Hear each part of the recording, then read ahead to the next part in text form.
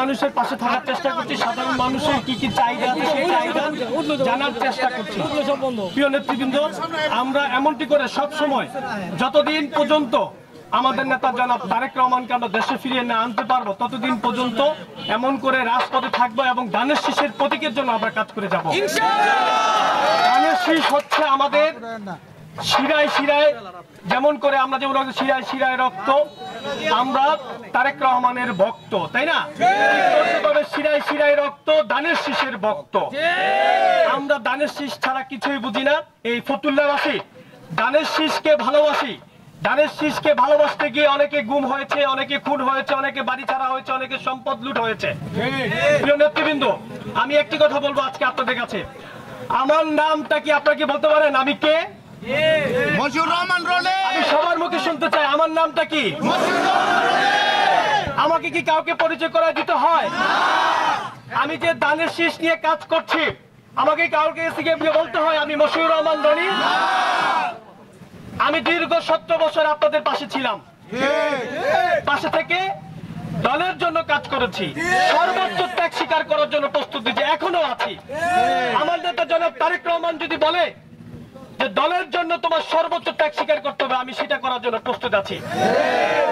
আর কেউ কি প্রস্তুত ছিল? অনেকে এসেছিলেন, অনেকে চলে গিয়েছিলেন, অনেকে আবার এসেছেন, কিন্তু আমরা কি গেছি যাওয়া আসার ভিতরে ছিলাম? আমরা ছিলাম কোথায়? জেলে গিয়েছি, জেল থেকে বেরিয়ে এসে আবার রাজপথে ছিলাম। তাহলে আমরা কি করেছি? জেলে গিয়েছি, জেল থেকে বেরিয়ে রাজপথে ছিলাম। তাহলে কি করা উচিত এখন আমাদের? যারা রাজপথে থাকবেন, যারা জেল থাকবেন, তারাই রাজনীতি করবেন। কারণ যারা রাজনীতি করেন তারা জেলকে ভয় পায় না, যারা রাজনীতি করেন তারা রাজপথকে ভয় পায় না, তারা মৃত্যুকে আলিঙ্গন করে রাজপথে নামার জন্য সবসময় প্রস্তুত থাকে। আমাদের নেতা জনাব তারেক রহমানের নির্দেশে আমি মশিউর রহমান রনি সবসময় নিজের জীবন বাজি রেখে জীবন দেওয়ার জন্য প্রস্তুত থেকেছিলাম। আজকে একটি কথা বলতে চাই, আজকেও ধানের শীষের জন্য যদি জীবন দিতে হয় সেটা আমিও দেব, ধানের শীষ নেওয়ার জন্য যদি জীবন দিতে হয় সেটা আমি দেব। তাই আমার পাশে থাকার জন্য আপনাকে সবাইকে উদ্যত আহ্বান জানাচ্ছি এবং ফতুল্লাবাসীকে অনুরোধ করবো ধানের শীষের জন্য প্রস্তুত থাকার জন্য। ধানের শীষ আমরা কাউকে নিতে দেব না, ধানের শীষ আমাদের কাছেই থাকবে, আমরাই ধানের শীষে ভোট দেব।